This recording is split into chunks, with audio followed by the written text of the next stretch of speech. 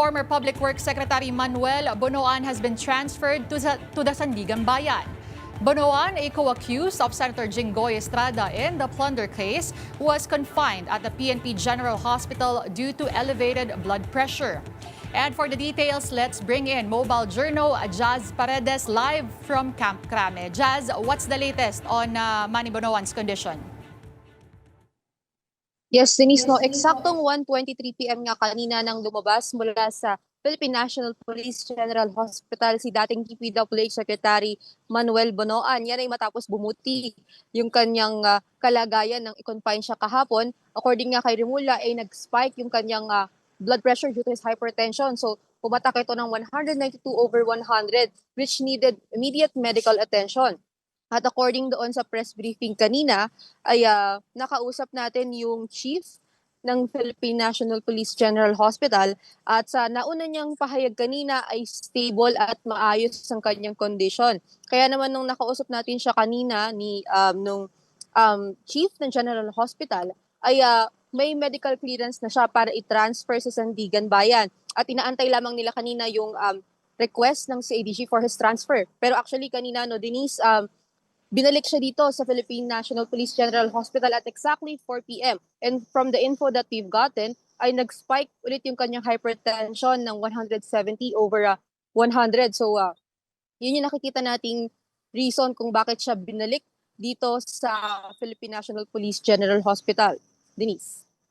Okay, Jazz. I mean, no one could really know kung ano yung magiging kondisyon ni dating DPWH Secretary Manuel Bonoan in the coming days.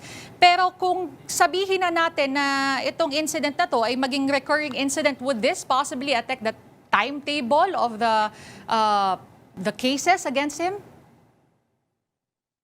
Denise, no, we can confirm for now dahil according din doon sa statement kanina, particular nung ating PNP General Hospital Chief, ay dahil nga indefinite kung ano yung magiging kalagayan nga nitong ni Bonoan in the coming days, ay hindi nila masabi kung makaka-apekto ba ito, but nasa under jurisdiction na daw yan ng Sandigan Bayan. And to add na rin yung kanilang motion for hospital arrest. So we're still waiting kung ano ang magiging desisyon ng prosecution dyan, kung i-grant ba ito. But for now, while we're waiting, ay dito rin muna siya mananatili sa General Hospital hanggang hindi pa lumalabas yung response ng prosecution dito, Denise. Okay, but Jazz, what kind of safeguards are in place to make sure na itong mga gantong klaseng confinement will not be used to avoid the standard detention procedures? Denise, from what we know from now, based na rin dun sa mga nauna nating panayam kay DepEd Secretary John Vic Rimulya at sa iba pang authorities from the end of the PNP, ang kanilang sinabi sa atin is walang VIP treatment na mangyayari kay Estrada man ito or kay Bonoan dahil nga sa kanyang medical condition.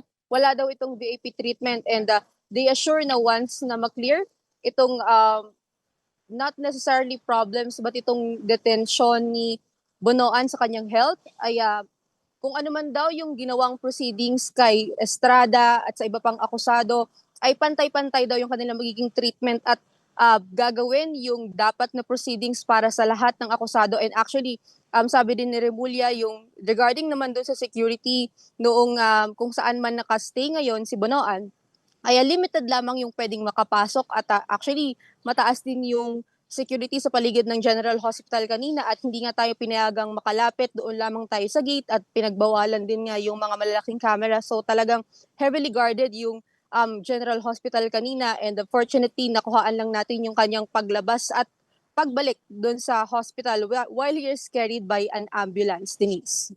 But again, Jazz, pwede ba nating daanan? Mag-recap lang tayo, no? So kung ano yung nangyari na last 24 hours dyan sa Camp Crame. Yes, Denise, no, the last 24 hours, maraming tayong nasaksihan na mga kaganapan dito sa Crame and it all started nung nagsalita during his press con sa Estrada na he will now surrender or he will now proceed to the CADG and he was seen to be with Rimulya kung saan na malinaw na sinabi ni Rimulya na he was arrested in the Senate premises, hindi siya sumuko, no? So what so happened lang is kusa or sumama talaga itong si Estrada kay Remulla. At pagdating dito, na-witness natin, dumating si Remulla alongside with Senate President Alan Peter Cayetano to provide support daw kay Estrada dahil nga even before daw talaga ay pinoprotektahan or ito yung kanyang role doon sa mga senador na like Estrada. Ano pagdating natin, nagkaroon pa ng konting commotion, nabasag yung salamin sa harap ng CADG office due to the yung puwersa, yung siksikan. But we had to move back dahil nga yung safety rin ng ating mga personnel at pinag-move back muna tayo na actually completely natanggal na yung pintuan ng salamin na yan. Actually, from now, sa nakikita natin ngayon, yung nangyaring commotion kahapon, naging reason din yan para magtaas pa ng safety and security. Although, standard procedure naman daw ito. So parang naging ano lang to parang more of another reason para mas taasan pa yung security dahil nga hindi maging orderly yung procedures this could happen, hindi natin inasahan kahapon.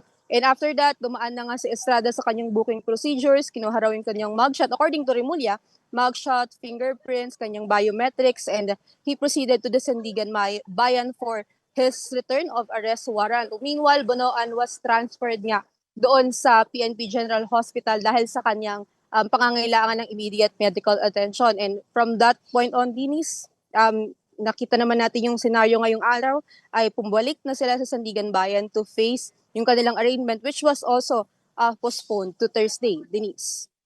All right, thank you for that update. Mobile Journal, Jazz Paredes.